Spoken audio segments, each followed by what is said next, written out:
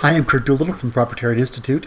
This video is about terms. It's part one of the method. In part one, we're going to cover terms, sentences, stories, etc. In the previous video, we covered the foundations of terms, which is the dimensions, constant relations, etc. And in this second part of terms, we're going to cover how you actually use the process to disambiguate terms. I've upped the volume as far as I can get it. I seem to have to process these videos every time just to increase the volume. I can't figure out what I'm doing wrong. But anyway, let's get started with what problem are we trying to solve? We're trying to produce unambiguous, precise terms that serve as states in a spectrum of measurements. Now, for example, numbers aren't open to ambiguity. So that's what's beautiful about numbers, is that it's the dumbest language possible. Everything has a unique name that only has one property, position, and the only property it has is position relative to others. So it's the dumbest possible language. But if you're trying to decide to describe constant relations, things that don't vary in time, it turns out to be an infinitely applicable language, because you can put unique names to everything and they're not open to conflation or inflation or anything else. So likewise, we're trying to produce the equivalent of a ruler, and basically for every term, or rather for the concept behind every term, when the concept is the first causes, and the first causes serve as the constant relation between all states in this set of terms. And when we do that, we're trying to say, well, we want to make sure that what we're defining is open to subjective testing by human sense, perception, and cognition, and that it's open to intersubjective testing between people, and that it's marginally indifferent, which means that it can serve as a system of measurement between people.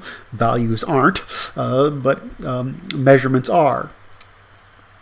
So we have to look at it and say, well, what if we take terms, and terms have lots of dimensions, what dimensions do we want to remove from terms in order to make sure that they can serve as measurements? Well, we're trying to remove what's inflationary.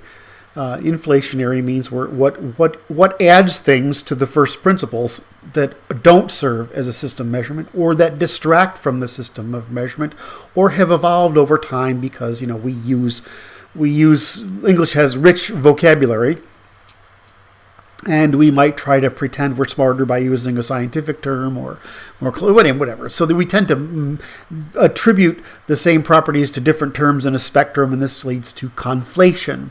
So we're trying to remove conflation. We're trying to remove inflation. We're also trying to remove what's fictional, like analogies and narratives. We're trying to make sure that we're saying fiction isn't always a bad thing. We can say a fiction as in the sense of an analogy, or a fiction as in the sense of a deceit. So we are trying to make sure that we've removed the fiction's dimensions. And then lastly, we're trying to remove the fictionalist dimensions. Fictionalisms are the sophistry to idealism, magic to pseudoscience, and supernatural to theological or occult. Those three things appeal to the set of human faculties. Our verbal sophistry can be overloaded. Our magical pseudoscience, our realism can be overloaded, and our supernatural theological imagination and emotion can be overloaded. So we're trying to remove, just as we're trying to remove things that allow for conflation, we're trying to remove loading and framing that add to the ability to deceive by adding properties that aren't there. We're trying to remove fictions, which are analogies or things that allow us to be misinterpreted, and the fictionalisms, which allow us to engage in overloading the logical process. Very easy to overload people when you're telling them narratives or using words, because all the pattern matching that's going in your head fights for a competition for coherence, And in that process, we can develop the various techniques, sophistry, magical or supernatural or idealistic, pseudoscientific or theological, to overload our ability to reason. Overload our intuition, with which can only be fixed by reasoning. And so we're trying to prevent errors, biases, and deceits, to prevent suggestion, loading, framing, obscuring, conflating, fictions and fictionalisms, and lies and deceits and frauds. So we're trying to handle all of those things. So that's the problem we're trying to solve, and we're trying to solve it at the level of terms, statements, sentences, narratives, and arguments. And right now we're working on statements. I apologize. I have a lot of all my health issues roll down to immune system allergies, so I sniffle quite a bit, and I don't mean to. So what's happened if you take a term and you put them together, and you put a bunch of terms together in a series, a system of measurement, you get what's a domain. In other words, you take a set of dimensions, put a bunch of dimensions together, you have a domain or a range, and that is what we call a type. Now, so usually we call categories, but I try to keep things within the algorithmic system of paradigm, and so I'm going to call them types. So a type refers to a domain, a set of terms in some sort of order that can function as a set of measurements. If you work in computer science, you know or do any programming, you'll quickly learn what a type is. So the first step in P logic, in other words, we're taking the method, is creating types, and not ideal types. In other words, not a general principle with wide application, but a series which we can use as a system of measurement. So not ideals, not archetypes, not an average, not a set, but a scale, an ordered list or hierarchy or map to use as a system of measurement. So a type is a category whose members vary by one or more of the same properties, and meaning one or more constant relations. We do this by the process called continuous recursive disambiguation. Your brain works by continuous recursive disambiguation.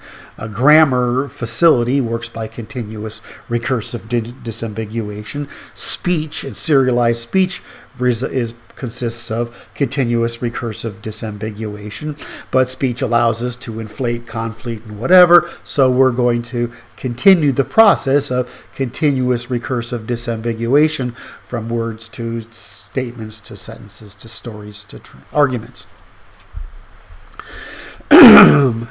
So our goal again is beating the dead horse, that we're trying to create a system of everything makes into a measure. We're essentially trying to create a geometry of ordinary language that covers the entire scope of what humans can refer to. So examples in language, we have obvious types: nouns, adjectives, verbs, adverbs, relations, links, and agreements. In narratives, we have things called archetypes, plots, and arcs. I love talking about that subject. It's a lot of fun. Same thing with art. A program, we have basic types like binary, integers, floating points, strings, text, compound types like lists or arrays, object classes, and even functions. We have, in mathematics, we have numerals, natural numbers, ratio or rational numbers, irrational numbers like unevenly divisible numbers, real numbers, rational and irrational combined. We have structures, manifolds, and yes, functions. So we are trying to create types. So here's an example we've been using before. I like this example because everybody gets it. We're going to disambiguate by serialization, producing a dimension consisting of a spectrum of constant relations. And let's take the spectrum red, orange, yellow, green, blue, indigo, violet. It's a dimension with 7 states of disambiguation. What do we name this constant relation? We name it color, or we can name it the spectrum of colors visible to the human eye, or we can call it the primary and intermediate colors. We can create any number of definitions for it, but any number of names for this spectrum, but fundamentally, and we can expand it and we can contract it, but fundamentally it still functions as a system of measurement, and a system of measurement that can increase or decrease in precision as we add or remove terms from it. So repeating core definitions, we say given the hierarchy of category, types, dimensions, terms, definitions, operations, and reference. Referent means a word. Refer and referent. A word is a refer, and it refers to a referent. The process of serialization of a series of terms produces a dimension of measurement that prevents ambiguity and subsequent errors and deceits and of premises, claims, inductions, inference, and deduction. The problem with most logic, of course, is that it's set logic is dependent on the premise. Well, operations aren't. Operational logic isn't based on the premise. It's based on whether the human body, we can find subjectively testable means of measurement with the human body. Dimension consists of a set of references, names, sharing one or more constant relations. A series with one or more dimensions produces a type. Categories consist of one or more types sharing dimensions, each of which consists of a spectrum of constant relations. I try to cut that pie every way possible and repeat that we're trying to produce measurements. And so what everybody wants to do is say, but Kurt, let's reduce this down to no, the idea is not to reduce it down. It's to always try to work with some sort of measurement. If you can't say it in long form, you haven't got there yet. So you're trying to be able to convert things to long form instead of, but it's just this. No, if you do that, then you've basically broken the model. So, for example, in math, we take a series of words, put them in order, meaning in position, and we call that a number line. The number line exists. No, names of positions count. We add the dimension of the line to put them on an ordered line. And so when we do that, we can use the number line as a system of measurement, just as we use counting without the number line. So we have a counting system of measurement without the number line, and we have a linear system of measurement with the linear line. So just like with colors, we can go to lower resolution or higher resolution. The same thing we can do with the set of terms we call this with the dimensions of measurement in mathematics. So the steps we're going to go through is we take an idea, we collect a number of words and definitions, the synonyms and antonyms, or like the positive and the negative numbers. We put the definitions in competition with one another. In other words, we may not know the position they naturally go to by looking at them, right? We have to find a position for them. So we put them in condition of the other, and we eliminate the overlapping definitions. So when people say reason, rationalism, and logic, they might use those terms, reasoning, thinking, rationalization, or rational thought, and logic, or calculation or computation. We might conflate all those terms, but they don't conflate. We can disambiguate them because they actually refer to things with different constraints on them. So we can eliminate overlapping definitions. So if there's 5 definitions to a term and you put it in competition with other terms, you just eliminate the ones that cause overlap, and you've created a unique system of measurement. Then you put them in the order by one or more constant relations. This takes a little work sometimes, but usually can figure it out. I just do it by I play a Sesame Street game of which one of these things belongs like the others, what's more of it and what's less, and that sorting algorithm will eventually get you to the process is called triangulation, really. I mean, there's so many ways of estimating, but I'll get into that later. But they use the process of triangulation. This is the way you judge art. By this dimension, is this one better or less than that one? In other words, you can only use exemplars of the field in order to make a judgment. So that's triangulation. The same thing here is we're trying to use triangulation to make these words say, well, okay, what's above, what's in the middle, and what's below. Then now that we've got them in some sort of order by that constant relation, we go through the definitions and we restate them as actions. Most of the time, restating an action means when you do X, or what happens when you do X, what you feel when you do X, what you think when you do X. So mostly that's what defining something in operational terms means. It's defining it as a sequence of human actions. And you might have to redefine each, now go through that series and redefine, now that you've defined it in operational terms, redefine some terms.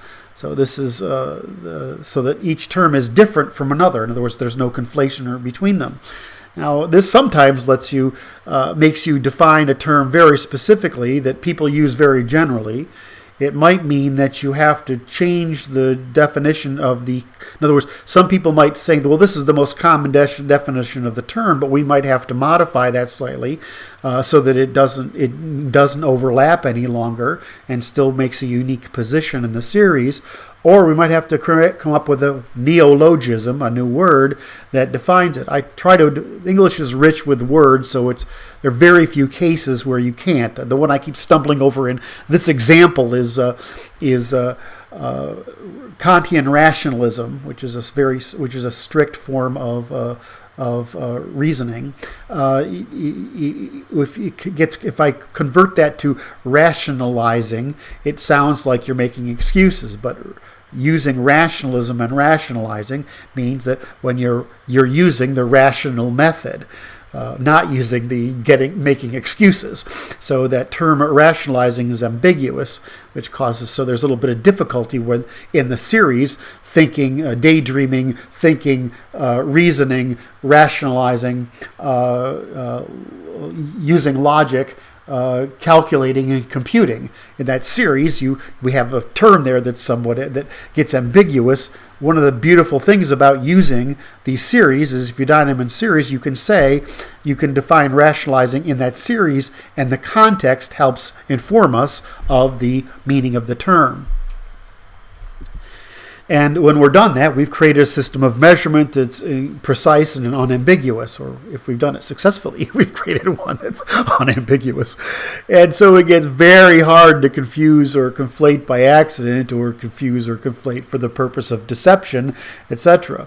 And you'll notice what I keep repeating here is that the difference between philosophy, which is, a theology, which is we're trying to agree on something indirectly because by appealing to some authority, or philosophy, we're trying to find agreement on something, whether we're just right or wrong, and law, which is what we're doing here, which is we're trying to not only figure if you're right or wrong, or speaking truthfully or falsely, if you're lying, cheating, or stealing, or conducting warfare. So the scope of what we're doing is more precise. Again, this is why I find people who practice philosophy get offended with me, because I'm saying, well, they've been getting away with lying, cheating, and stealing trying to lie, cheat, and steal to defend their position for a long time, and this sort of ruins philosophy for them. So I use this blue triangle to say you probably want to make a copy of this and stick it somewhere, because this is the formal methodology of terms. We disambiguate terms into types by serialization into one or more constant relations, into one or more common dimensions that satisfy demand for disambiguation, where the process of a serialization includes inventory. It's bidirectional, determine the dimensions and the limits. In other words, you want to sort them between upper and lower limits. And then you organize them, operationalize them. I think this we won't understand what operationalize into promissory performative prose until later on, but you can keep this screenshot for now. And then we want to redefine to create new members, to create a disambiguation, and then we define our series as hopefully in operational terms. You'd think that there would be so many of these, but there aren't, because once you get down to what's subjectively testable, it turns out there's a fairly, you can memorize, you don't have to, by practicing, you'll use them, memorize the pretty much full set of ideas that we generally use to make our arguments. What you'll find you do, though, is if you habituate this, is someone will talk to you and say, well, how do I put the term or the idea or the concept they're using in a series? What's more of that? What's less? And so is what they're saying possible? Is it honest? Or is it inflationary or misleading? When you get to where you're intuitively doing that, where you're saying, I'm listening to you, I'm seeking to understand, and I'm going through your terms, your phrases, your sentences, your story, and I'm finding that the series, in other words, whatever I do, whenever I serialize this into its limits, that something's not right, you realize you've internalized the method. So we're going to go through it. Method 1 step is take an inventory. The process is simple. You pick a term. In this place, I'll use moral. I like using this because in the process, I can beat the idea into everyone's head. We collect all the related terms, the synonyms and the antonyms. And remember, when we were looking at terms, we were looking at, we need at least 3 terms. We want 5 is more because remember, 3 points test the line. So we want 3, 5, or 7. And we saw with nouns and verbs, 6 or 7 dimensions is probably enough. You'll find that, I think I'll cover this later, but you'll find that most of the time definitions fall into the 5 to 7 or 3, 5, 7 range. And to make an argument or persuasive, you only end up with about a dozen steps. So there's a sort of introspective. One of the things I'm discovering by working with this is you're sort of developing a metric of how the human mind can handle what number of concepts. So then you do what, then let's see, do I want to do that? No. So you say which one of these things isn't like the others, what properties of things are the same and not. It's basically the Sesame Street game. And in this example, I'm just going to say I looked up these words and their habits, manners, ethics, morals, traditions, laws, good, bad, right, wrong, evil, and virtuous. And frankly, there are a lot more, but I don't want to cover the page. Then you say, well, have I collected enough terms? So again, you're trying to test a line. 3 or more tests a line. 3 is the minimum. 5 is better, and I tend to see 5 as the minimum. 7 or 8 tends to be the maximum. And you're trying to find, you're trying to make sure that you've sort of, when you've done this, you're trying to say, okay, if I got a hole here, if I missed something, what belongs in this spot? If I've got this, is there something that belongs here? That'll become intuitive relatively quickly. So you go synonyms upward and antonyms downward, and you're trying to create severity. Now, this might turn out that there's only a few things, that there are more words than you have slots for, and so you can just label some of them as synonyms. So I think I've covered this enough. So again, you might need additional terms, and you want to try as hard as possible to use textual representations of these relations. That you want to put things into words, because what you're trying to do is give yourself words. You're trying to understand other people's words, and if necessary, you want to give other people words to better explain what it is they're saying. Well, you were surprised how people say, "Oh yeah, that makes sense," when you provide them a language, a system of measurement for correctly expressing their ideas. Step is, again, you organize them into a sequence from less to more, or neutral to more. Excuse me.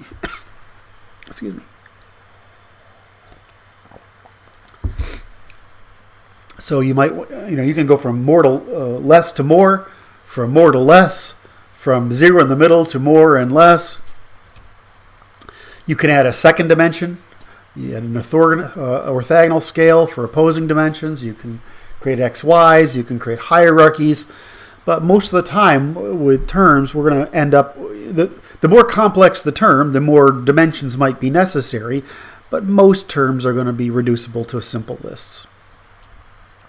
Now, we confuse ethical and moral all the time. This is because in philosophy it's called ethics. But in law, ethics and morality are 2 different things. So we have to disambiguate them on our series. And you'll see that I'm very careful about disambiguating ethical and moral. So ethical has a more precise meaning, which is its interpersonal action. So where I could abuse the asymmetry of information. If I know more about a subject than you do, I can take advantage of you. That's a question of ethics. When something is indirect or anonymous, like if I am doing something that violates a norm or tradition or otherwise imposes costs upon people indirectly, that's a question of morality. So I would say, philosophy confuses this, so we're going to say that we're discussing morality, which is right and wrong, and at any scale, and ethics at the local scale, and criminal, which is one of not making misuse of information, but making use of violations of property.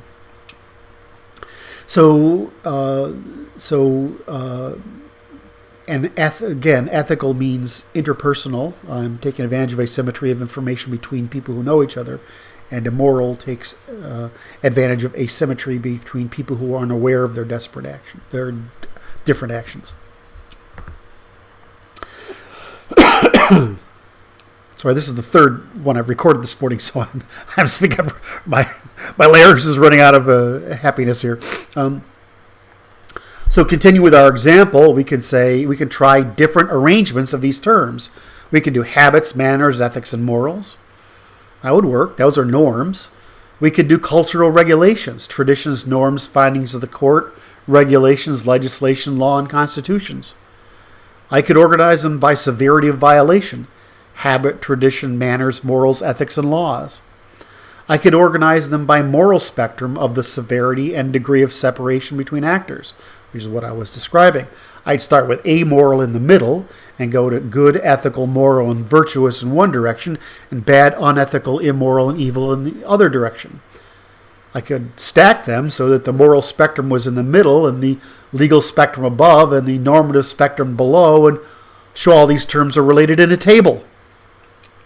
So you can take a concept and end up with multiple dimensions to put together. So, I could use every one of these, right? It's not that there's one. If I take a concept, I can produce multiple dimensions of measurement with it. The one we're going to find in this case, is the one that begins with amoral, but we will talk about habits. We will talk about cultural regulations. We will talk about rules as cultural relations, and we will stack them into tables and various other things. The idea here is that while we thought we might develop one serial definition out of a concept, like moral, we could actually develop a whole series of dimensions of measurement that illustrate the first principle of norm, cultural relation, rule, moral imperative, and we might even come up with more. So terms, words, refers, references consist of many properties, right? Each property consisting of a dimension, each dimension consisting of a constant relation. As such, we can explore and graph terms by any number of dimensions. In math, I use math a lot. I don't do any math in the method. I just use it because it's the dumbest possible language, and everybody's got some familiarity with it. So I use that. It's also the gold standard that everything's compared against. So if I use that, then I sort of reduce the labor of defending myself from other arguments. So in math, we present these relationships with meaning vectors, meaning arrows, describing in positional logic an infinite number of directions. So if I take, for example, a sphere, there are an infinite number of directions that are possible from this sphere. In other words, at a distance of 1, the resolution is lower. The longer the distance, the higher. So there's an infinite number of directions from a sphere. There are 2 directions from a line, right? There's no direction from a point. You can take a 3-dimensional space and describe it with 3-dimensional vectors, which is x, y, z coordinates. So we generalize the results of combinations. Excuse me. So in math, we represent these relationships with meaning vectors. We describe it in that positional logic in any infinite number of directions. So we can describe in math as a language of positional numbers, names. So we can describe with vectors meaning in mathematics. We generalize those results into vectors or from vectors to shapes. We generalize the fundamental forces as waves. We generalize states of fundamental forces as particles. We generalize states of particles as atoms or elements. We generalize states of combination of atoms as molecules as proteins, etc., up into complex life, and from complex life to sentience, consciousness, and speech, and everything else. So we're able to build quite a bit out of creating meaning. And so language consists of, we're always using some number of vectors. It's just a much more complicated geometry than is in mathematics, because there's so many more dimensions to measure with. So in this sense, we name every state of constant relations as its own discipline. So we have physics and chemistry and biology and etc. We do the same for sublanguages, so including our ordinary language. The difference is that math uses positional names, it's logic of one dimension, but ordinary language, like we're talking right now, has all sorts of dimensions possible. But you got to understand that there's really no difference between math and ordinary language, other than we subtract everything except positional naming to get math, and we add everything to positional naming to get ordinary language. So, because of this, we add stuff and we remove stuff. So we inflate dimensions and we deflate dimensions. So math is a deflationary language, and so are the physical sciences. We remove permissible dimensions of reference, of measurement, to produce physical sciences. Once we've discovered the first principles of that science at that scale, what we've done is we've created the ability to use a logic, a constructivist logic, in order to talk about it. In other words, once we've discovered the first causes of any set of stable relations in the hierarchy of sciences, we've made possible a constructive logic, the ability to discuss topics from first principles.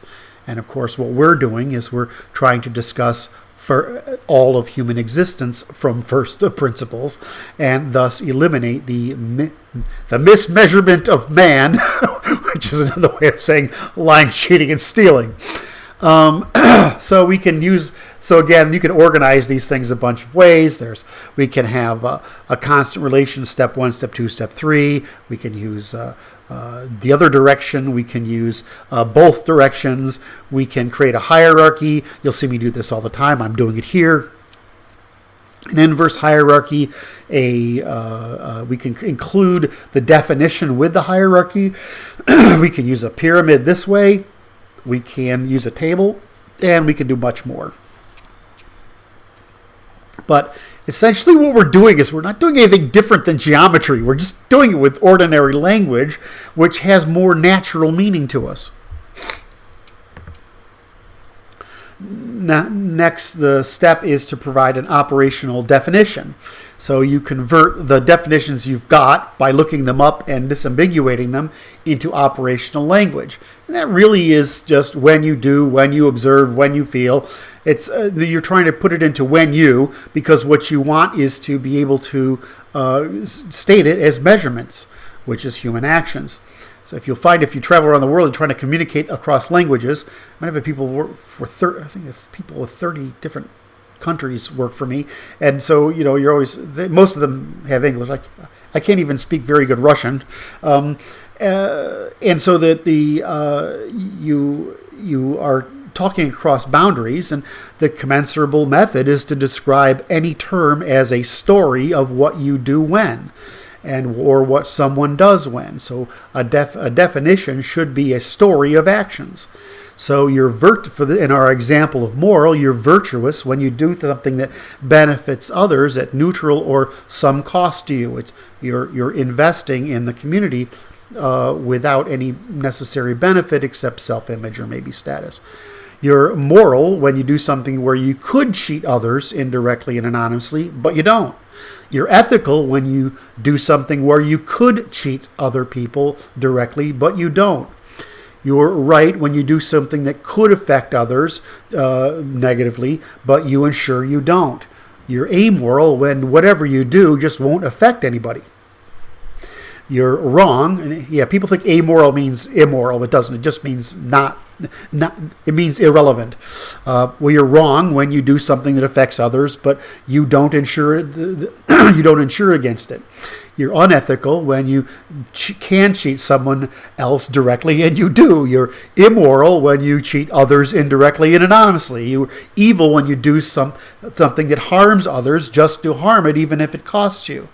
So the constant relation between these terms is the spectrum of means or of imposing or avoiding costs of your actions upon others. That's what moral means.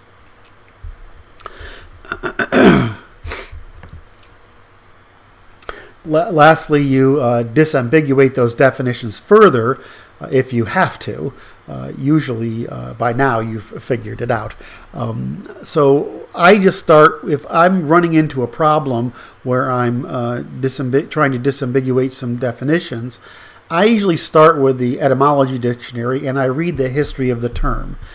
And all else fails, I start with that because that's the least arbitrary method of definitions, so I work with that. The fun one is, I remember at my contract law class, a professor coming in and say, let's talk about the word nice. He's 84 years old at the time, and I don't know why he just loved me for some reason.